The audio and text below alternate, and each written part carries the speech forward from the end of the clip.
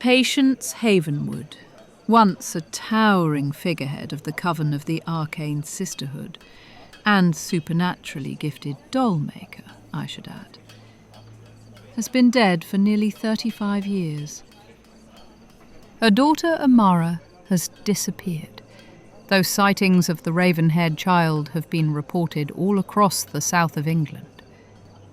She never strayed too far from her homestead near the ruins of Camelot. But her mother's effects, along with other trinkets foraged from the black market, have been entrusted with the New World Keeper, Bella de Morte. Oh! Well, that's me, isn't it? Yes, and they've all been brought here to Salem, Massachusetts. A quiet but bustling coastal colonial township. And within the village, just outside of this little town, lived a daughter of the Havenwood family, lost to the Arcane Sisterhood since birth, when she was given up to an English orphanage at a rather young age. 17-year-old Sarah Hawkins now serves a wealthy family of Salem, longing for companionship, a true connection with someone like her. You see, Sarah Hawkins has been keeping a secret from everyone else. A secret she wishes she no longer knew herself. Sarah could see spectres, ghostly apparitions. She could sense things, see things that others couldn't. But her most powerful sense was her sense for the unknown. Somehow, some way, she just knows. She knows the date, the time. At any given moment, she knows the precise number of chickens in the coop and the names of the colts in the pasture. Her employers simply left the explanation to a strong mind and more than fair eyesight. But a select few of her neighbours knew better than that. Much better. And months ago, a new minister visited Salem from a neighbouring township, following the death of their beloved leader in faith. This tall, sullen, strange, lanky man of God, and a few favoured members of his congregation from the Church of the New Dawn, descended upon the town at dusk, carrying with them the fabled Black Ledger. Many of the farmers who lived in the small village believed the worldliness and affluence of Salem Town threatened their more conservative values. And this new minister, Reverend Hannibal Durand, was known to be aligned with their views of witchcraft, shape-shifting, and devil worship, which they considered to be an abomination.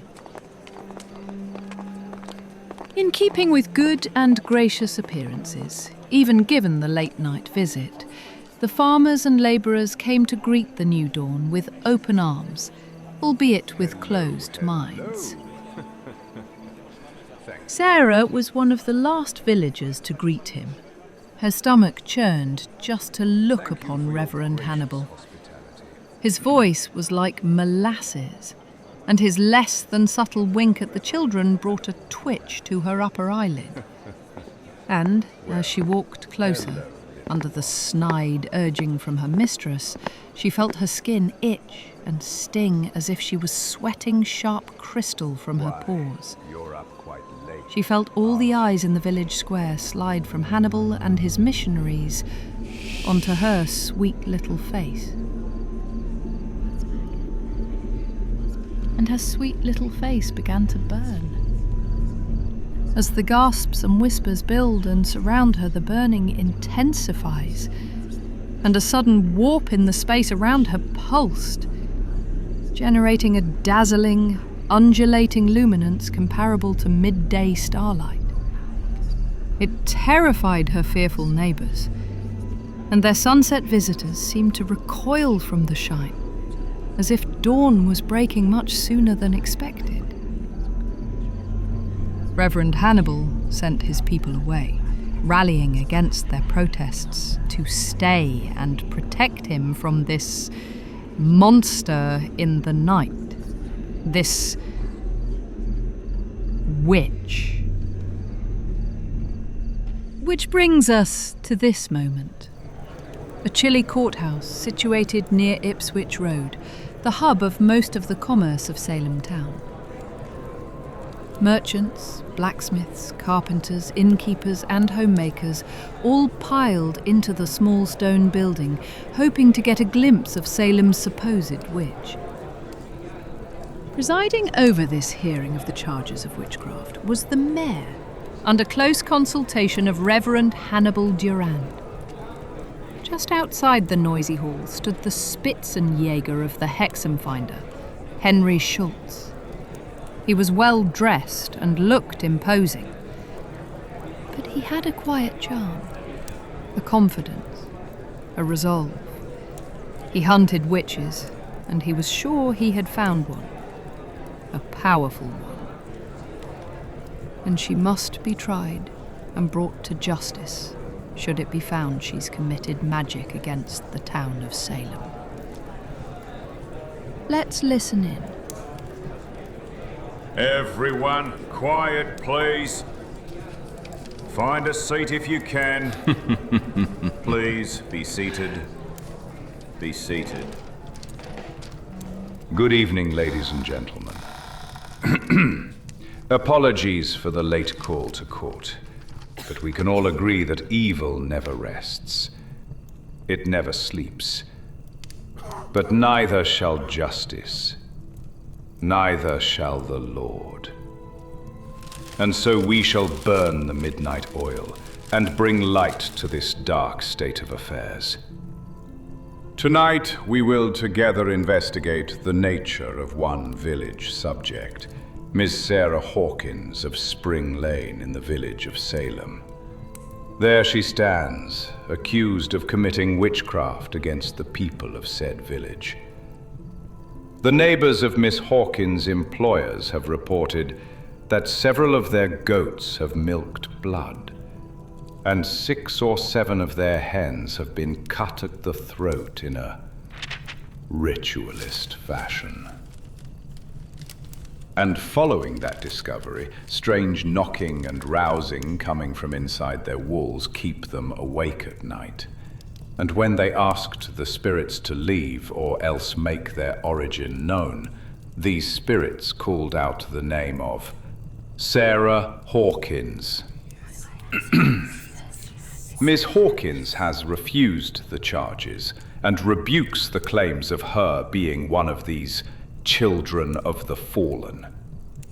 But her innocence has yet to be proven. However, we are not without assistance in this delicate, dangerous matter. We've called for a high witch hunter of Germany, Spitzenjäger Henry Schultz. Mr. Schultz, I would like to invite you into our court of law. Please come through. Thank you, Mr. Schultz, for coming on such short notice. I hope you found the town of Salem to be quite congenial, despite the present company, of course. Thank you, Reverend Hannibal. I do find the lodgings to be quite cozy during the off hours of business. Yes, it's quite busy here, isn't it? Now, I've asked Mr. Schultz to belay any formal investigation or examination of the accused until we have officially begun the trial. And you've offered to demonstrate the procedure of inspecting for witch marks, as you've called them. And, as I understand it, the glow emitting from Ms. Hawkins' skin could be a sign of the devil. One of these, witch marks? Possibly. I would need to take a closer look at the accused before I conclude any of my findings. Certainly. Hasn't she a say? What's that? I said, hasn't she a say? Haven't we a say? Catherine, please. The King of England won't send us seeds and grain or supplies to plant with. But they'll send murderous, accusing paraclerics like the Hexenfinder to traumatize us with their inspections of this poor girl. And if she was a witch, then she should be tried for her actions. Constable, not for what please, she cannot help. could you remove this woman? What makes a witch? She is emotionally Am I a witch? compromised My and skin cannot doesn't serve glow, as and a I can't witness conjure at this spells and point. mix potions, No. but We should heed her question. It's a bright one. It's a valid one. Thank you, ma'am. She is right. One of the tenets of the Hexenfinder is to hunt, not kill. We are to inquire, determine, register, and recommend further actions in the cases of proven committed witchcraft. I will investigate and give my conclusion, but will go no further. If Miss Hawkins is found to be guilty, it will be left to you all to decide her fate. So, without further ado, shall we get on with it, Mr. Schultz? Certainly. Miss Hawkins, may I please approach you? Yes. We're right here behind you, Sarah. Just do as the man says so we can take you home. Yes, ma'am. Mr. Schultz, could you please announce what you're doing for the audience who may have weak or Yes, obscure of course, vision? Mr. Dora. Miss Hawkins, I'm just going to lightly apply pressure to your cheeks here. I'm checking for any coarse dermal sacs just beneath the skin. It would denote that she has the capability to confer with the plane unseen and may be able to influence the forces in a way we cannot. And this plane of the unseen, is this... The witch mark is no pact with the devil. It is like the ridges of the tips of our fingertips. We all have unique insignias buried in our skin. Valleys and peaks, trenches and canopies. It's all a matter of distinguishing what falls between. Whether there's proof that one's body can conduct the ether, like a maestro, make contact with the hereafter, summon the cosmos.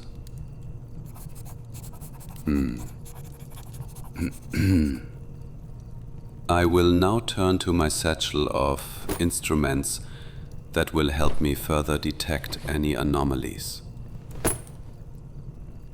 This here is a venom vial. It's full of venom from a Victorian vampire. Some of the strongest we've been able to procure. Is that why you asked to be formally invited into the courtroom earlier? You believed you needed to ask for an invitation on its behalf. Precisely. You know your venomology. Venomology. Praise be. I do not believe in vampires, but I've been around a while. I've heard all the folklore and amusing anecdotes on the subject of venom. Yes, well, this is a very dangerous sample of venom, and I ask that you all stay clear of it while it's being handled. I'll remove the stopper now. We should know quite soon whether or not Miss Hawkins Gods, Sarah! She's glowing. Are you all right? what are you doing to her? What is this? Sarah? Is this a miracle? Is this magic? Sarah? My goodness, what is this? Sarah? Just the same when the new Sarah? arrived. What did you say? The girl, she glowed this way when the Reverend came. Did she? You're sure? Huh, yes. I was there too. We all saw it. I was there too. She glowed just the same when Reverend Hannibal arrived. She glowed just this way.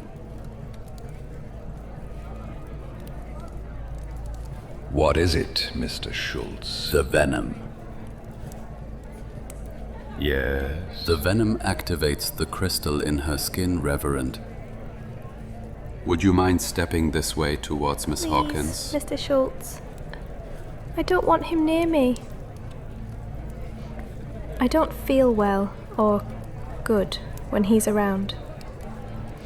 He's strange, Mr. Schultz.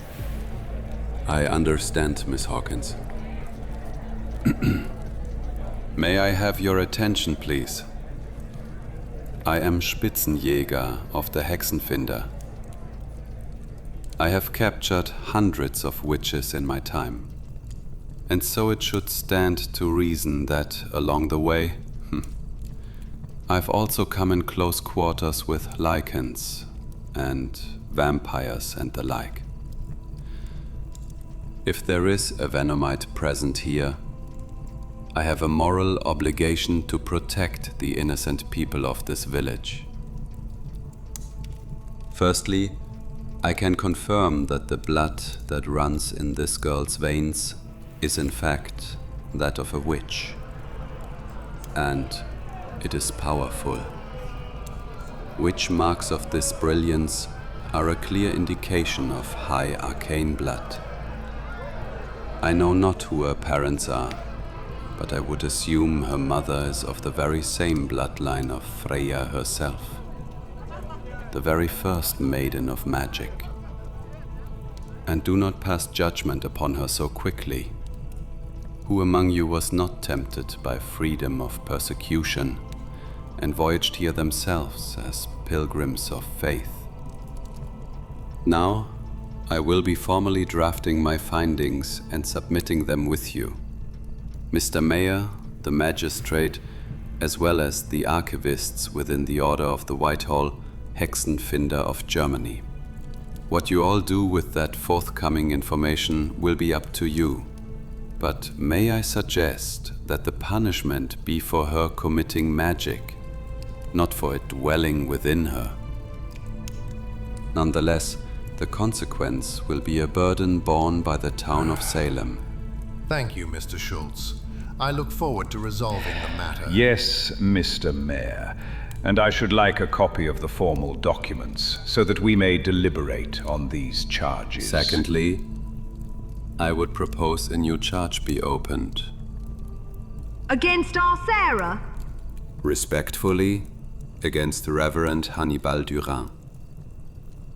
I have great reason to believe he is a Venomite himself, akin to the sputtering, violent entity trapped within this vial here. Inside his heart lurks a parasite that cannot be stopped and will never die, save it being burned beyond reclaim, by fire, or by starlight. The same starlight that bursts from Miss Hawkins' skin at this present moment. You mean to say we're bearing witness to a trial of witchcraft? Conducted by a vampire? Yes. Witches, and now vampires. What have we attracted here to Salem? It all started when he came to town. This shill of a preacher. He's no preacher.